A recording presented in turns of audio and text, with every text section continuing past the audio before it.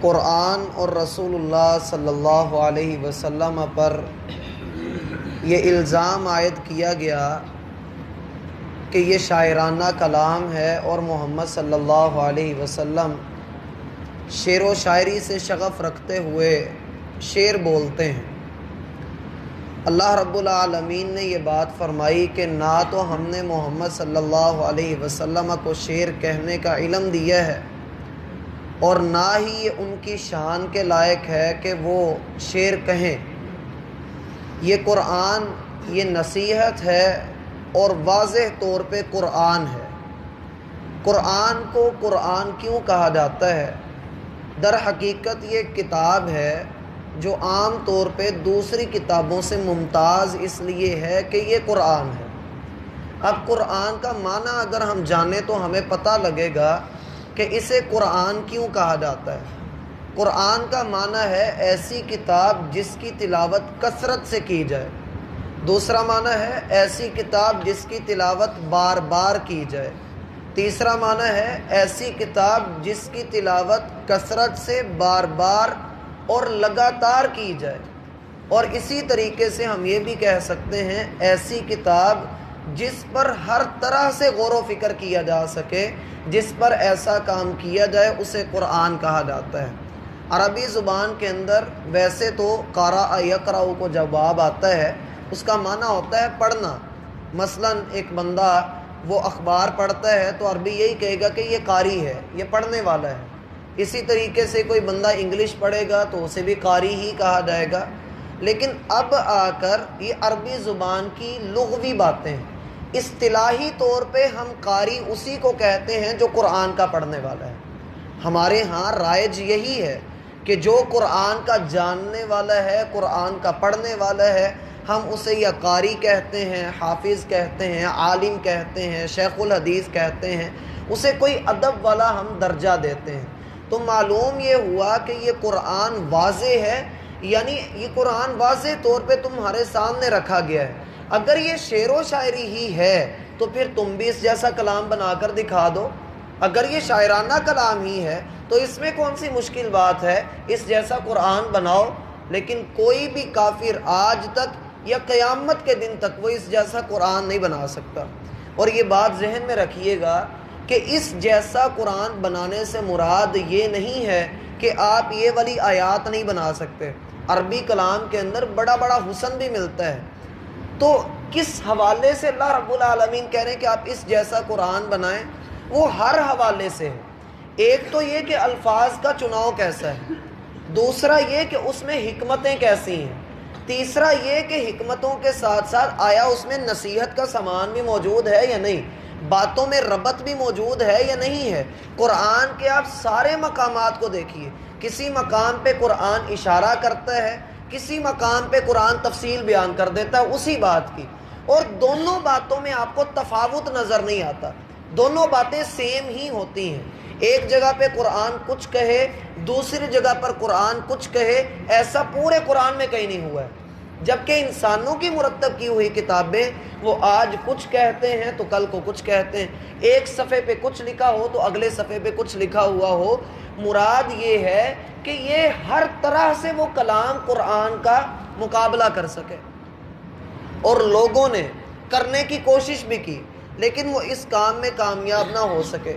بلکہ ابھی پچھلے دنوں کی بات ہے کہ ہمارے سامنے ایک ویڈیو آئی جس میں ایک آدمی نے اپنی طرف سے ایک لمبی صورت بنائی ہے، لمبی صورت، کافی لمبی صورت اس نے اپنی پاس سے گھر بیٹھ کر بنائی ہے، اور کہتا ہے کہ میں نے قرآن کا چیلنج پورا کر دیا ہے۔ اور جب ہم اس کے ترجمے پر عربی کے اعتبار سے غور کرتے ہیں تو سوائے یاوہ گوئی کے اور وقت کے ضیاع کے وہ کچھ بھی نہیں۔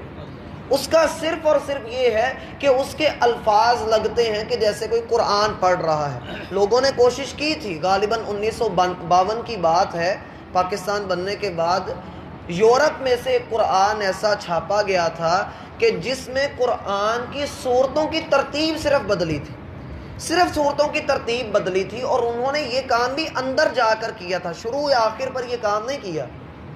لیکن تاریخ گواہی دیتی ہے کہ انہوں نے جتنے قرآن کے نسخے چھاپے تھے وہ سارے کے سارے ان کے پاس واپس پہنچ گئے کہ آپ نے قرآن کے ساتھ غلط کیا ہے، آپ نے غلط چھپائی کی ہے، یا آپ کا پرنٹر خراب ہے یا آپ کے بندے خراب ہیں۔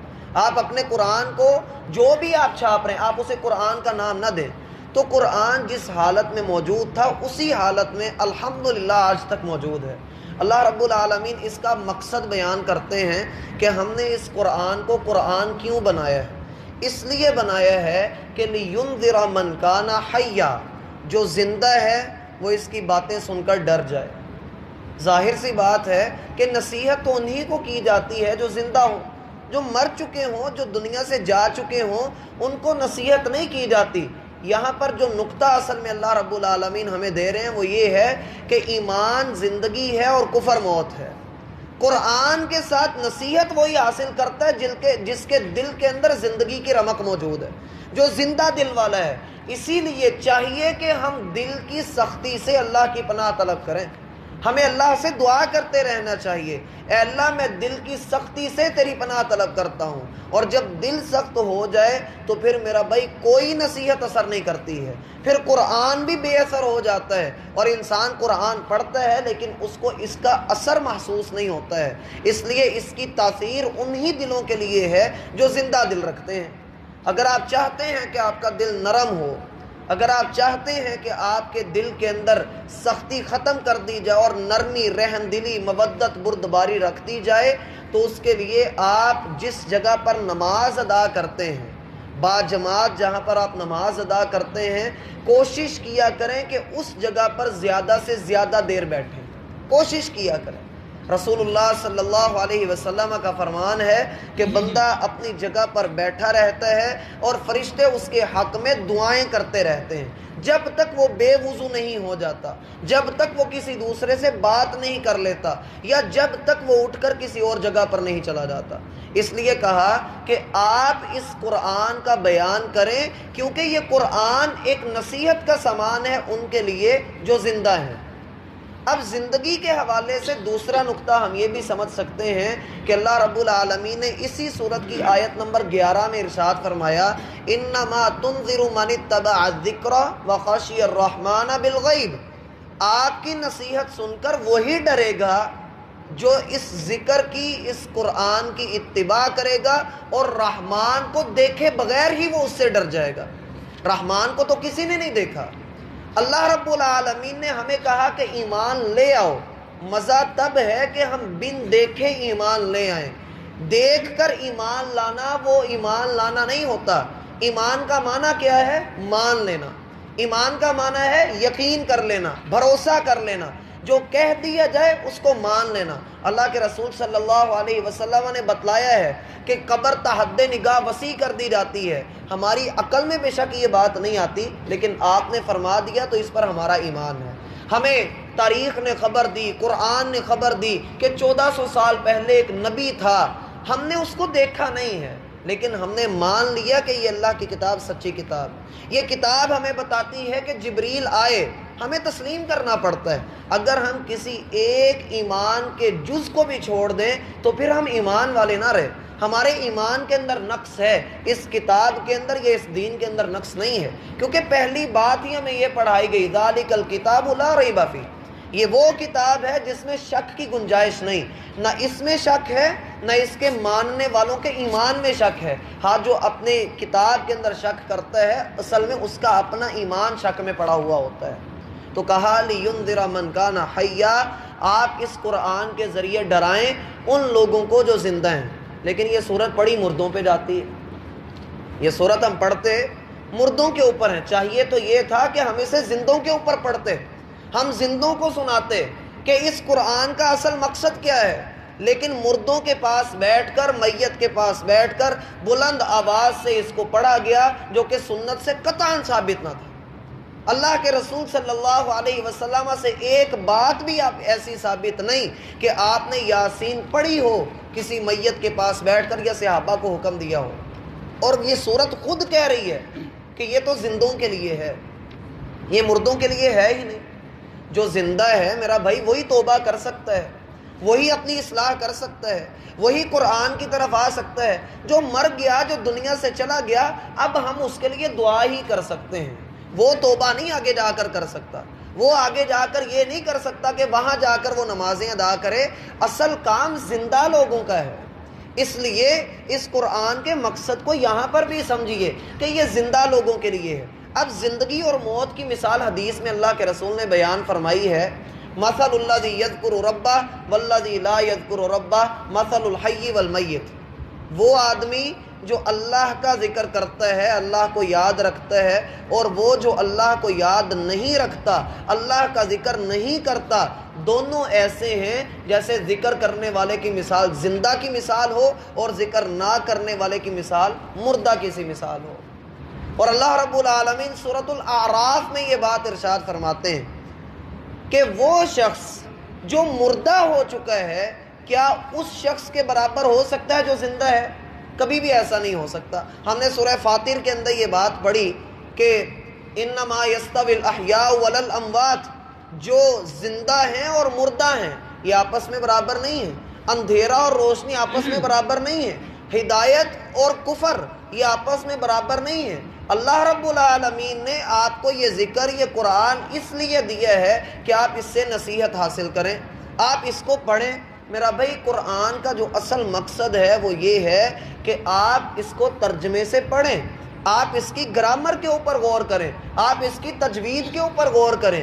آپ یہ نہ کریں کہ آپ اس کو بس اتنے سپارے پڑھ لیے، اتنے رکوع پڑھ لیے، یہ ایک اچھی بات ہے، لیکن اصل مزہ تب ہے کہ آپ قرآن کے احکامات کو سمجھیں، آپ کو معلوم ہو کہ قرآن میری رہنمائی زندگی کے کن کن معاملات میں کہاں کہاں کرتا ہے، کیا کیا کرتا ہے۔ اگر یہ قرآن زندگی کے کسی معاملے میں ہاتھ کھڑا کرے کہ یہاں میں رہنمائی نہیں دے سکتا، میرا بھائی پھر آپ آ کر مجھے پکڑ لیں، دین والوں کو پکڑ لیں۔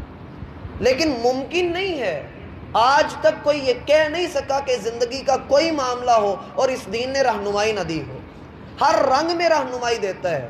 اب جب کچھ لوگ مان لیتے ہیں اور کچھ لوگ زندہ ہو جاتے ہیں، اللہ رب العالمین کا قرآن سن کر ان کے دلوں میں زندگی کی رمق آ جاتی ہے، تو دوسرا گروہ بھی ہوتا ہے وَيَحِقَّ الْقَوْلُ عَلَى الْكَافِرِينَ، جو نہیں مانتے ہیں، جن کے دلوں کے اوپر پکے تالے لگے ہوئے ہیں، زنگ آلود ہو چکے ہیں۔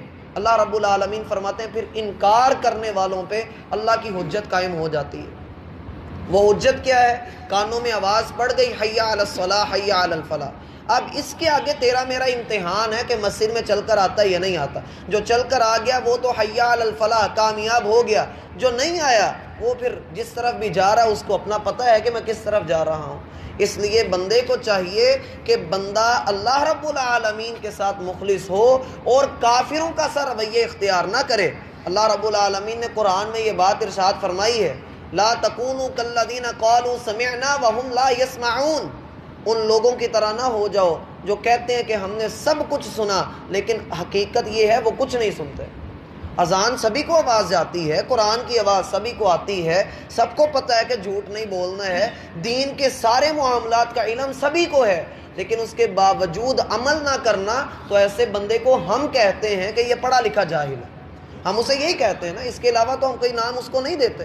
لیکن قرآن اس کو کیا کہتا ہے؟ وہ کہتا ہے کہ میں نے سنا ہے، وَهُمْ لَا يَسْمَعُونَ، لیکن اس نے کچھ نہیں سنا۔ تو اصل چیز یہ ہے کہ اپنے کان بندہ کھول کر رکھے، زندگی میں رہے تو زندگی کے ساتھ رہے، یہ نہیں کہ بندہ اپنے دل کو مردہ کر کے رکھے۔ دل مردہ کیوں ہوتا ہے؟ جب بندہ گناہ کرتا ہے، اللہ کے رسول فرماتے ہیں ایک گناہ کے بدلے اس کے دل کے اوپر ایک کالے رنگ کا نقطہ لگ جاتا ہے۔ وہ توبہ کرتا ہے، اللہ اس کے نقطے کو ختم کر دیتے ہیں، پھر وہ گناہ کرتا ہے، پھر نقطہ لگ جاتا ہے، شیطان بھی ادھر سے اپنا زور لگاتا ہے، پھر یہ معافی مانگتا ہے، اس کا نقطہ پھر مٹا دیا جاتا ہے، یہ تیسری مرتبہ گناہ کرتا ہے، پھر گناہ کرتا ہے، بار بار گناہ کرتا ہے، حتیٰ کہ اس کا پورا دل سیاہ ہو جاتا ہے، اور یہ سیاہی وہ زنگ ہے کہ جس کی بنا پر تمہیں اللہ یاد نہیں آتا۔ سورہ مطففین میں اللہ فرماتے ہیں کلا بل ران علی قلوبہم ما کانوا یکسبون، یہ تمہارے دلوں کے اوپر وہ زنگ ہے جو تمہارے اپنے کرتوتوں کی وجہ سے ہوا۔